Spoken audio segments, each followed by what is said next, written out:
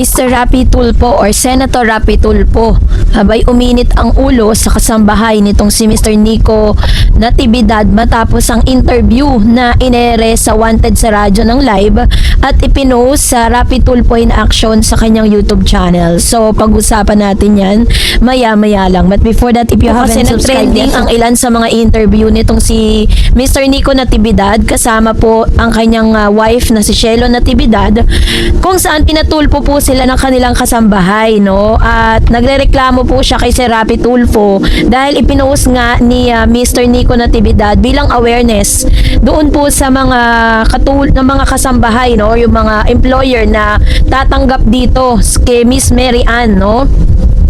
Nagpost kamakailan si Mr. Nico Natividad tungkol sa isang babae na umano'y nanloko sa kanya. Ibinahagi ng aktor ang screenshot ng social media at profile ng babae at linaw niyang hindi na ito konektado sa kanya o sa kanyang team. Ayon kay Nico, minsan itong lumabas sa ilang videos niya pero bigla na lamang nawala matapos sumiram ng pera katumbas ng kanyang sahod sa loob ng 4 na buwan. Ipinahayag niya ang kanyang frustration sa sitwasyon, ngunit inamin din niya na tila prone na siya sa mga scam. Sa kanyang mensahe, sinabi ni Nico na maaaring kilala rin ng ilan ng mga babae dahil nakita ko na ito sa kanyang content dati. Linaw niya na wala na itong komunikasyon sa kanila at hindi na bumalik matapos umano'y paghiram ng pera. Dagdag pa niya, kung may personal na problema ang babae, sana ay nagpasalamat man lamang ito para maging magaan sa loob niya ang pagtulong. So bago pa lumitaw ang isyong ito ay nag-viral din si Nico matapos magbahagi ng emosyonal na update tungkol sa kanyang anak na si Ice. Habang nasa family trip kasi sa Japan na ospital si Ice dahil sa pneumonia at naranasan ng seizure habang kumakain sa isang restaurant. Ibinahagi ni Nico kung gaano ito nakakatakot lalo na dahil sa language barrier, pero mabuting balita na maayos na ang kalagayan ng kanyang anak at nakabalik na sa bahay mula sa ospital. Sa Facebook post niya tungkol sa scam issue, sinabi niya, alam ko nakilala niyo to dahil nakakasama namin to minsan sa aming mga video pero hindi na po siya related sa amin. Baka mag-apply sa inyo to o hindi na kasi bumalik at hindi na nagparamdam, no? Sa amin pagkatapos bumali ng 4 na buwan na sweldo na nagkakahalaga ng 46,000, no? Pinost ko to hindi para mabalik yung pera, to be awareness na hindi na siya related sa amin. Baka mag-apply sa iba, balik ta rin pa ako, aray ko. Prone talaga ako sa scam. Nagtampo yata, hindi ko kasi pinatapos kantayin yung Kichinadal. So doon po sa kanyang post ay pinost niya din yung Facebook nitong si Miss Mary Ann Baginan. Sabi niya, kung may personal kang problema, sana nag-thank you ka man lang para magaan sa loob ko. Ipinunto ni Nico na ang layunin ng post niya ay hindi na para makabalik or maibalik ang pera, kundi para magbigay ng awareness sa iba at maiwasang maulit ang ganitong sitwasyon sa ibang potential employer. Sa kabila ng pagkabiko, hindi niya nakalimutang mag-inject ng konting humor pero malinaw ang kanyang pagkadismaya. So kahapon po ay inere na po, no, dito po sa Wanted sa radyo yung kanyang interview at tinotoo nga nitong si Miss Mary Ann Baginan na siya po ay magpapatulpo. Ipapatulpo niya si Nico tsaka si Michelo Natividad dahil nga daw ipinost siya sa social media. Sa kanilang conversation po ay nakita ni Sir Rapi Tulfo dito na ang totoo talagang may kasalanan o totoong may atraso ay walang iba kundi yung kasambahay na si Miss Mary Ann. Ang akala kasi ni Mary Ann, porket siya po ay kasambahay, porket siya po yung kumbaga parang hindi gaano karamihan ng pera, hindi mayaman, 'di ba? Parang ano lang, nasa low average lang yung kanyang buhay. Ay ano na, no, pagbibigyan na siya ni Sir Rapi. Sabi nga ni Sir Rapi Tulfo balak pa siyang gamitin nitong si Miss Mary Ann Baginan na kasambahay para po na panlaban dito kay Nico. Kasi feeling niya kasi napahiya siya sa social media matapos siyang i-post si Nico. Pero base po sa verification ng grupo po ni Sir Rapi Tulfo is wala po silang nakitang foul or wala po silang nakitang mali sa ginawa po nitong si Nico at ni Shelo. So naglabas lang sila ng awareness para sa lahat ng mga employer na pwede pong pag-applyan nitong si Miss Mary Ann Baginan. So sa kanilang pag-uusap, sinabi ni Sir Rapi na parang ipinatulpo nitong si Miss Mary Ann yung kanyang sarili dahil sa pagpunta niya nga sa programa ni Serapi. At sa huli, sinabi po ni Serapi Tulfo na hindi niya matutulungan si Miss Mary Ann Baginan dahil po sa kanyang ginawa. Dahil kung tutuusin at kung sa assessment nga naman, makikita natin na itong si Miss Mary Ann talaga yung may kasalanan, no? Siya po talaga yung may atraso kay Mr. Nico at saka kay Shelo Natividad. So, ang ending is parang napagdesisyonan nitong si Serapi Tulfo na bigyan na lamang ng pamasahe itong si Miss Mary Ann bilang pampalubag loob para makauwi siya. Pero hindi na siya kakasuhan ng stapa kasi pwede po siyang kasuhan ng stapa dun sa ginawa niya eh. So, wala pong kaso na magaganap between Mary Ann Baginan and Miss Shelo and Mr. Nico Natividad. Ang ikinagalit lang po ni Serapi Tulfo dito po kay Miss Mary Ann ay imbis na magpasalamat siya doon po sa ibibigay na pamasahe para sa kanya na ine-expect niya kasi Serapi pag tumulong yan, nagbibigay ng grocery, nagbibigay ng puhunan, 'di ba, para makapagsimula siya. Hindi yun yung nangyari. Hindi yun yung expectation niya ay hindi po yun yung nangyari. Kaya parang masama-sama loob nitong si Miss Mary Ann. So imbis na tanggapin niya yung pamasahe na binigay sa kanya, tahasan niya po itong tinanggihan. Sinabi niyang hindi niya po yun kailangan. Ang kailangan niya daw ay gusto niyang kasuhan si Nico at saka si Shelo. Pero kung sa investigation pa lang at dun po sa mga katanungan ay kitang-kita naman talaga na nagsisinungaling itong si Miss Mary Ann kaya hindi siya pinagbigyan. Kaya uminit ang ulo ni Serapi dito po kay Miss Mary Ann, ano? Di ko lang alam kung i-ere po nila yan, ano? Kasi parang nagbigay ng statement po ng live ito pong si Serapi Tulfo patungkol nga dito. So parang nagwa-warning po siya sa lahat na wag daw pong gamitin yung kanyang programa para po para po makapanakit ng ibang tao or magpahiya ng ibang tao kasi akala ni Mary Ann napakalaki ng edge niya, napakalaki ng opportunity niya na makaganti dun sa ginawa ni Nico sa pagpo-post nga sa kanya sa social media. Pero hindi niya alam na back to you siya, 'di ba? So alam niyo sabi nga po ng ilan sa mga employers, sabi ng ilang mga content creators na nag-comment patungkol sa isyong ito is talagang sa panahon ngayon sobrang hirap pong makahanap ng mga matitinong kasambahay. Kaya nga talagang itong sila Nico grabe po yung kanilang grabe yung kanilang pagsisisi at the same time is mabait pa rin talaga si Nico tsaka si Shelo kasi imbis na sila magkaso sila, 'di ba? Pwede nilang kasuhan yan. Kaso nga lang abala lang talaga yan kung gagawin nila yan. Gagastos pa sila ng abogado, ganyan.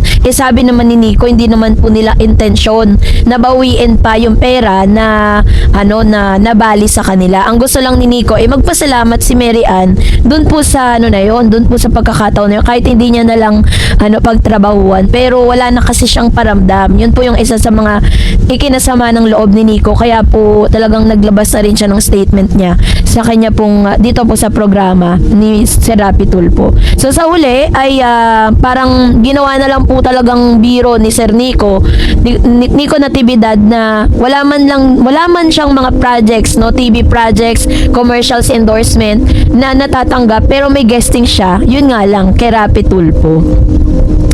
So, kaya naman na dapat po maging lesson po sa ating lahat ito, no. Una, kailangan maging maging vigilant tayo sa pagpili ng mga kasambahay.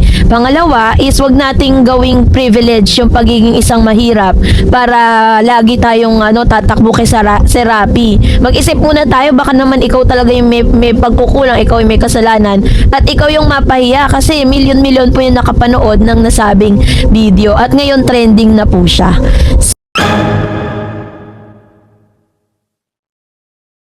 Ang bahay ni Mr. Nico Natividad abay may pagsisiwalat patungkol kay Shelo at kay Mr. Nico Natividad. So ano nga ba ito? Pag-usapan natin yan. But before na ipatulpo nito pong kasambahay ni Mr. Nico Natividad yung kanyang amo dahil po parang siya pa yung nagreklamo dahil nga di umano sa pagpo-post nitong si Nico at nagbigay ng babala sa lahat ng mga tatanggap na employer dito po sa kasambahay na ito. So dahil po dito nagtrending po ito at pinag-usapan ng marami, no? Dahil talaga namang kitang-kita mo po dito yung kasinungalingan nito pong kasambahay. To give you a preview or parang a short story about it is that sinasabi po nitong kasambahay nagpunta siya sa Tulfo kay Senator Rapi Tulfo para ireklamo ang mag-asawang Shelo at itong si Mr. Natividad dahil siya daw po ay pinost, napahiya daw siya at nabash. At the same time is sa kanya pong pagpunta dito kay si Rapi, akala niya siya po ay kakampihan. Yun naman pala ay pinakita po dito na talagang siya yung nagsisinungaling at kung meron mang dapat kasuhan, walang iba yun kundi siya. Unang-una, niloko niya, no? Parang nagdahilan siya pagkatapos niyang bumali ng 44,000 na nagkakahalaga ng 3 buwang sweldo. So pagkatapos niyang mabali yung 3 buwan na yon ay hindi na po muling nagpakita pa at hindi na muling nagparamdam. Ito pong si Meya na kasambahay nga nitong si Mr. Michelo tsaka si Mr. Natividad, si Mr. Nico. So dahil po dito ay napagdesisyonan na po ng mag-asawa na mag-post pa to give awareness, no, na bagay na hindi nagustuhan ng kasambahay. So sa kanila pong pag-uusap ay hindi po inaakala nitong kasambahay na to na siya po ay hindi kakampihan ni Sir Rapi. At hindi pa pala natatapos, ito pala yung backstory kasi meron pong screenshot na lumabas na parang siya pa yung galit sa amo. So ito, basahin ko sa inyo ha. Sabi niya, lalagay ko dyan sa screen. Ako po si Meya po, sige po, Tulfo nyo ko, harap po ko. Ayaw ko lang mag-comment doon sa post nyo kasi pinangahawakan ko pa din yung salitang respeto. Kung tutuusin ko, wala na kayo dapat sa kung mang lalaki po ako. Wow. Ako, hindi, yung ngipin ko po, sabi nyo sa akin, bonus ko yon. Yung maleta ko, sipi ko, na kinuha sa inyo, alam nyo po at alam ng Diyos na di yun ninakaw. Nag-iipon nga ako, pambayad sa inyo at i-gcash ko pero sa nangyari po, sige po, kahit saang korte madam, lalaban po ako. May binangahawakan naman akong ebidensya kung paano nyo ako murahin Di po ako madam tatakas kundi nyo pinagsalitaan ng masama. Sige po, ipatulpo nyo ako. Wala po akong ninakaw sa inyo, utang oo, pero yung ninakaw po, wala po madam, alam ng Diyos yan. Sabi niya pa, ulti nga po yung pagkain ko, wala sa oras. Di nga po ako nagrereklamo sa dalawang bahay nyo. Pagkatapos, sa isa magtrabaho naman, sa isa wala, saktong oras tulog ko. May narinig pa ba kayo sa akin? Popoy na amin ko, nagkasala ko madam. Pero nagkasala ka din. Nagkasala ka din naman madam. Kaya wag nyo akong paratangan na parang ako pang may mali. Nag-ipon po ako para pambayad sa inyo. Iniwan nyo nga po ako. Bagong taon na walang pagkain Narinig po ba kayo na reklamo mula sa akin, madam? Natatawa ako dito sa mga reklamo nitong si yung kasambahay. Parang the audacity, girl. Meron ka pa talagang meron ka pa talagang hiya at meron ka pa talagang lakas ng loob para magreklamo. Samantalang kung tutuusin, lumalabas sa mga kwento mo at sa mga narrative nitong kasambahay na to, na talagang siya po talaga yung tinatawag na suspect, no? Dahil sa mga kasinungalingan at sa lahat ng mga tahi-tahing kwentong sinabi nito, na bagay na talagang sasabihin natin na lahat po ng mga ginawa niya at sinabi niya, lahat po yun ay imbento lang. Lahat yun po ay lang, kumbaga parang yun ay palusot, no, sa lahat ng mga sinabi niya. Sinabi niya dito na ginugutom daw siya ng mag-asawang Shelo at ni Mr. Nico Natividad at hindi raw siya iniwanan ng pagkain ni Nico at saka ni Shelo. Kung tutuusin po, kung umalis po yung mag-asawa na yon, hindi naman po which means lahat po ng laman ng rep dinala niya, which means yung mga dilata doon dinala niya din. Napaka-imposible po nun. So baka ang gusto nitong katulong na to, yung kasambahay na to, si Sir Nico pa, si Mr. Shelo pa ang magluto para sa kanya dahil iiwan nga siya magbabakasyon mag-asawa sa Japan. Kaya naman talagang umaani po ito ng sobra-sobrang pambabash na ngayon naman may mga nakitang photos na maaaring dito niya ginastos lahat ng mga parang binali niya dito kay Shelo kasi meron siyang picture yan na nagbabakasyon siya, tapos sinasabi niya na binabato yung bahay nila, ganyan yun yung mga alibay niya, 'di ba? Pero yun po ay di pinaniwalaan nitong si Rapi. Siguro po kung hindi titigil tong kasambahay na to, mas mabuti sigurong kasuhan na lang ni Sir Nico Natividad at ni Michelo kasi kaya pa siyang patawarin ng mag-asawa dahil napakaliit nga naman na pera yan. Pero kasi ang pinakamahirap napakahirap kasi dito, yung pinagkatiwalaan mo, 'di ba? Parang naging parte na siya ng pamilya nyo, tinuring mo na siyang hindi iba sa pamilya nyo. Tapos all of a sudden, parang ang lalabas pang masama yung yung employer.